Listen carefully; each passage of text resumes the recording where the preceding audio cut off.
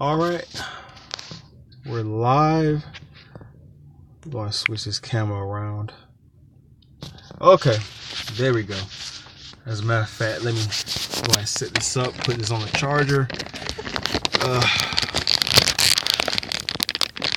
Work with me. Work with me, you lazy piece of... Is that the camera everywhere?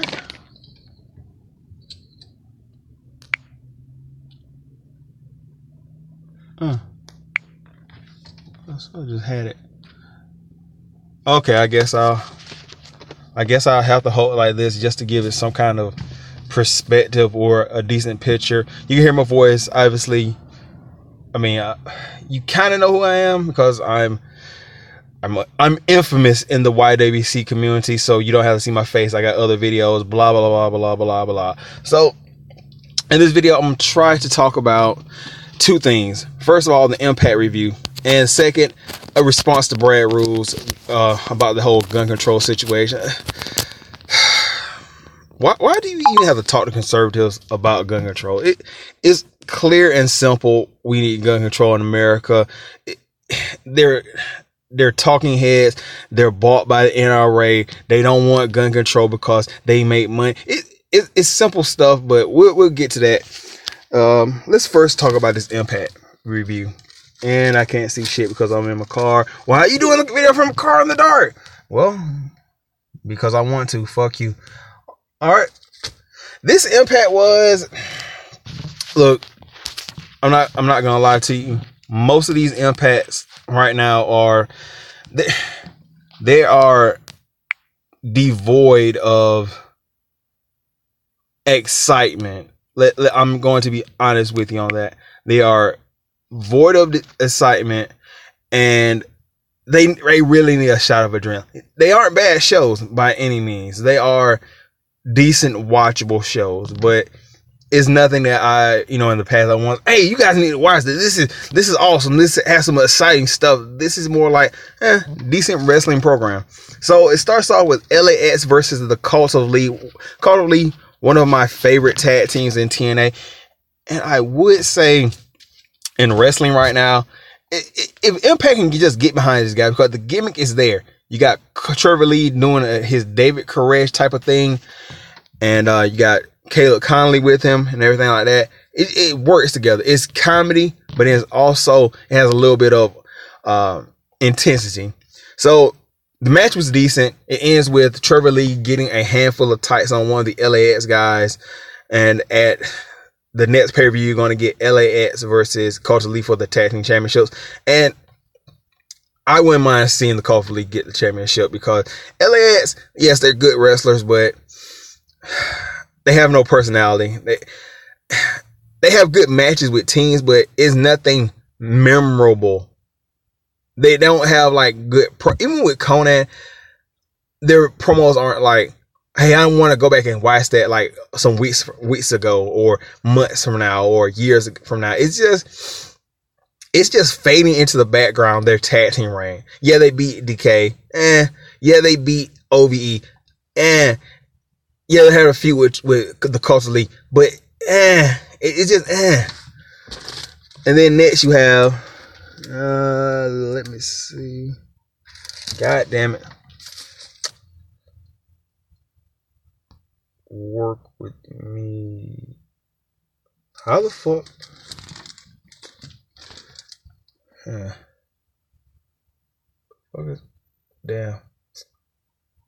I know it just had. Oh yeah, the Brian Cage. Yeah, Brian Cage. Look, let me say this. The things that Brian Cage has done these past 2 weeks aren't. What's the word I'm looking for? Impressive. Brian Cage is impressive. The man looks like a star. He looks like a fucking monster. All the above. Beating jobbers and you being like a massive mastodon doesn't impress me. Whether it's ROH, TNA, New Japan, jobber matches just don't. They don't excite me at all. So this thing they're doing with Brian Cage beating jobbers, yes, it's trying to establish him, but if they're going by this whole ideology that we should know who Brian Cage is, he's a machine, all that, We know what Brian Cage is capable of, so why are you facing him against jobbers? It makes no sense. And I think they should just pick up the pace and get him into a storyline with a legit wrestler. This beating jobbers, like, okay, 2 weeks, that's pushing it. Next week, let's get him with somebody that can do something. Let's not just waste his talent and time on beating a 90-pound jabroni jobber. Let's not do that. All right.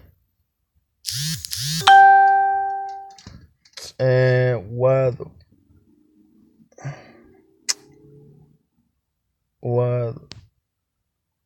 I can't read my own fucking handwriting. What the fuck? I might have to just. What the fuck? Oh yeah, Matt Sidell versus. This thing through recording. Matt Sidell versus Petey Williams, and look. Let me say this.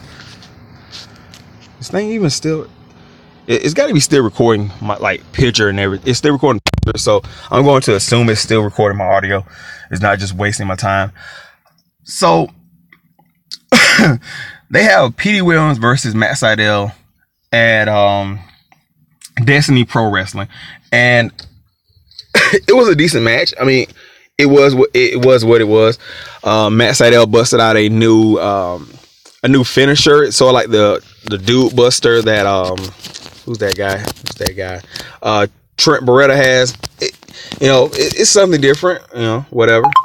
Not different as far as a wrestling move, but it's different as far as Matt Sidell having a ground finisher. Let me get back to the picture. So the problem is, and with every time they cut to like these Destiny Pro, Boulder City Wrestling or whatever matches, they do a thing where they cut the middle of the matches, or it's like splicing in half or whatever. It's not the full match. And also they're using the Destiny Pro people, their camera, and their camera sucks. It's what's the one of them? It's distracting from the entire show. Like, okay, you go from the quality of Impact to Destiny Pro, and two things just don't add up. Crappy quality, good quality, and when you throw the crappy quality in there with good quality, it takes away from the show. Good match, decent match, and Matt Sidell busted out like this yoga type of German suplex. That shit was fucking amazing. And like I said, in the end, he counted the Canadian Destroyer into like the Dude Buster or whatever. So Matt Sidell has a new finisher, the Dude Buster, and he also has obviously the Shooting Star Press. Then he makes a proclamation from his spiritual advisor, his secret spiritual advisor, that he wants to face Ishimori for the S-Vision title or whatever. Which I can kind of see it coming. Like, Ishimori, he's a great wrestler, but you can't really do too many storylines with the guy because he had obligations, and Noah, and obviously they probably want to put the belt on Matt Sidell or whatever. And speaking of Noah, I didn't even know that Eddie Edwards wasn't like the champion anymore over there. You would think with GOW having this like partnership everywhere, that one of the matches that they would want to have is Eddie Edwards winning the GHC title. That should have been a big match. They should have had that on television, but instead, it's just over in Japan, and you have to watch it on the internet and like go through all these hoops to find it, whatever. And then also his title defenses. He loses the title, and I'm like, why hasn't he been coming out with the GNC title? Oh, he lost it. I had to find it on Wikipedia. That's kind of stupid. Like, why wouldn't you have that? It just seems like something that should be a big deal on Impact. Especially a guy that's, your former World Heavyweight Champion. Ed Edwards should be, his title reigns outside of the company with partnerships should be a big deal. But anyway, then you have Jimmy Jacobs and Congo Kong. Jimmy Jacobs, Jimmy Jacobs, that's another guy that's a fucking star. Forget, you're looking at him, you're like, oh, that guy, he's so small, he's a cruiserweight. No. The guy has personality. He can talk on the mic. He has a gimmick, whatever. And he can wrestle. He has been involved in some, like I said before, some of the most brutal matches you've ever seen. But right now he's doing the gimmick with Congo Kong and whatever. And he comes out, he says, look, I'm tired of talking to Joseph Parks. I want a biz. I want the monster versus monster stuff. Just basically for his own fucking amusement. That's basically what it is. It's, hey, I'm Jimmy Jacobs. I don't give a fuck. I want to be amused. I want to face a biz versus Congo Kong. Just because I want to. Fuck it. I'm the princess. I want that shit to happen. So let's make that shit happen. So he's saying all this stuff. A character from the Abyss mythos, Grandma Jenny, comes out. I don't know if it's a wrestler in like old woman clothing and makeup, or they legitimately found a old woman to do this gimmick. So she comes out and she calls both of the, Congo Kong and Jimmy Jacobs nerds or whatever. And then out comes Joseph Park. He like calls Joseph Park. He calls Jimmy Jacobs a bully, or he says that he's not gonna bring back a biz because it causes too much problem.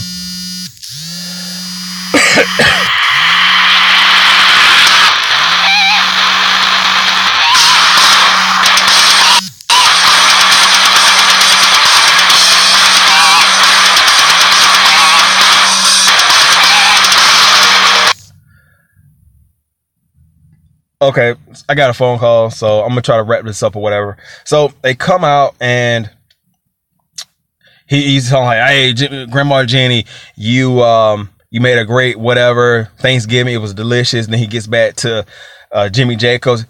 He grabs Jimmy Jacobs. Kong attacks him and leaves him laying. And he says, "Hey, I want a biz next week or whatever." So it's a nice build up. Then you have another problem with this ADR versus Moose in a bingo hall that looks like they spent their last cent trying to get Moose and ADR, like literally. Whatever. Like the match was good, quality was sucky. Like I really hate when they cut to other promotions, but whatever. Good match. ADR wins with the exclamation point, aka the rope hung double foot stomp. Hanaya, they have a promo package for Hanaya versus Rosemary. It's going to be, I think, next week. No disqualification. And let me say this: Hanaya's fucking hot. Like, that's the hottest woman I've seen in wrestling in forever. Like, you can talk about Mandy Leon, Sasha. I don't even know how Sasha Banks comes into this category. She's not really that hot. Who else they talk about? Well. Oh yeah, Brandi Rose is hot, like naturally hot, and so is Hanaya. Hanaya's like short and thick and like god damn. But anyway, yeah, Hanaya, that's a star. Like Impact Wrestling, I don't know what the fuck you did, but you need to get her a contract again ASAP. Okay, Hanaya.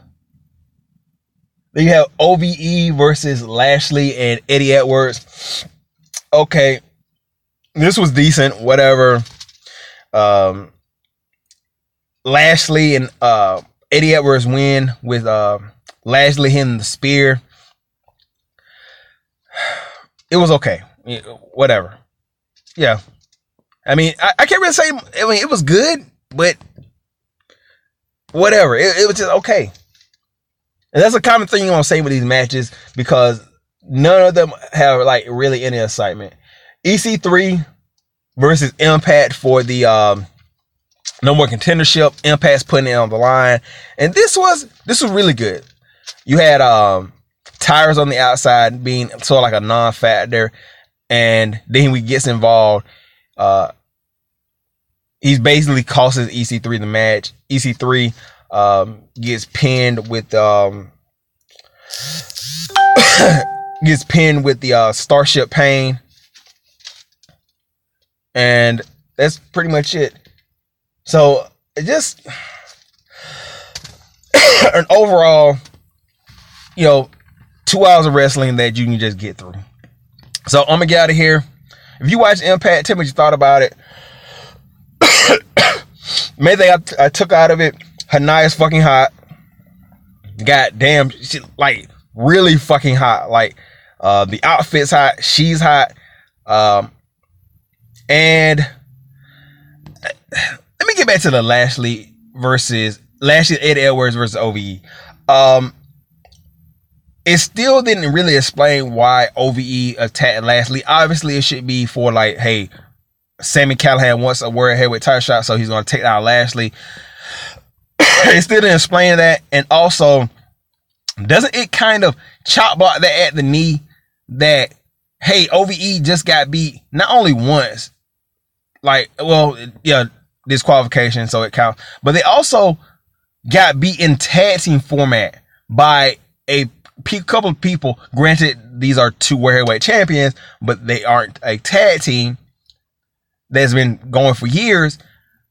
They just got beat like that, and it kind of like pops the balloon of OE. Just like, what now are you trying to do? So I'm gonna get out of here, and tomorrow that's when I'll get into the whole gun control thing with Brad Rules, because he said some stuff in there that, look, it's conservative parroting 101. I'm not even gonna get into it because then I'll go on a long tangent and I really need to take this phone call. So I'm gonna get out of here. I'm gonna catch you guys later. Peace out.